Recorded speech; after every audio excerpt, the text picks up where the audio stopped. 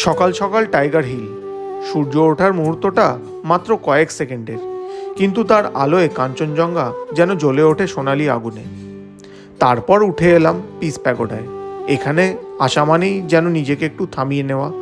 সাদা স্তূপের চারপাশে বুদ্ধদেবের 4টি জীবনের গল্প: জন্ম, জ্ঞানলাভ, প্রচার আর নির্বাণন।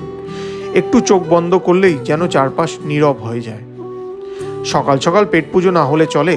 স্টিমিং ম্যাগি আর গরম গরম চিকেন মোমো, দার্জিলিংয়ের রাস্তায় এই স্বাদটা মাস্ট।